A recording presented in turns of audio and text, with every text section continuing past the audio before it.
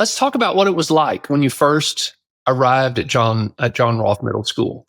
Yeah, what did you notice about culture, expectations? Give us a view of that.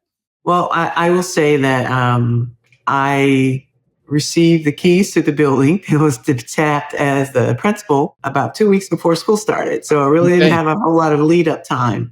But being able to be in the district, having come from within the district to lead John Rolfe, I had a little bit of insight as to what was happening, what was going on.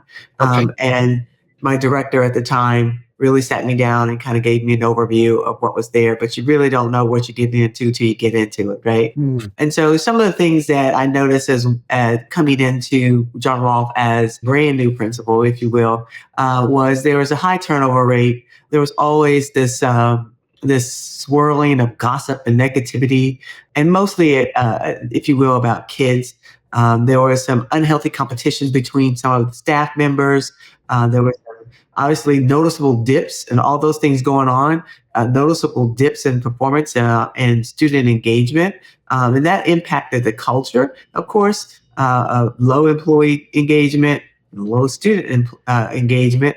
And so to me, there was a misalignment between what the stated values of the district would be versus the reality of what was going on inside the walls of John Rolfe Middle School. And again, I'm pulling back layers and layers of years because that was about in 2004. So Okay.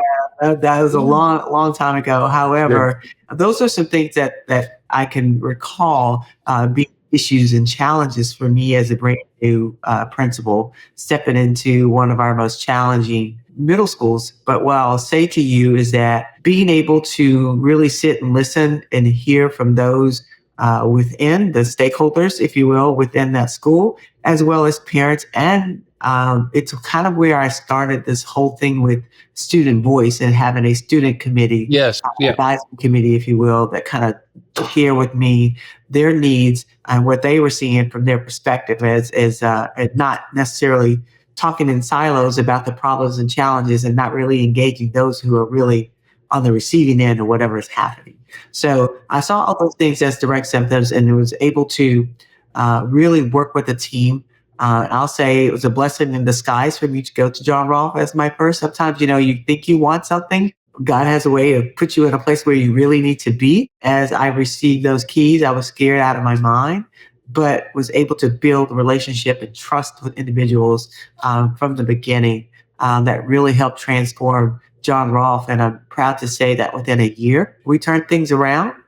So much so that the next 2 years after that, the district chose me to go to another school that was going to be a brand new facility, but took some of our most challenging students from John Rolfe and some of the most challenging students from Fairfield. And I was creating a school that was going to be more challenging than the one that I was leading. I felt some way about that, but because of the trust and the things that the culture that we built, a lot of the teachers from John Rolfe wanted to follow me to Middle School. I will say that when I left, the school was fully accredited by the state of Virginia's standards of learning.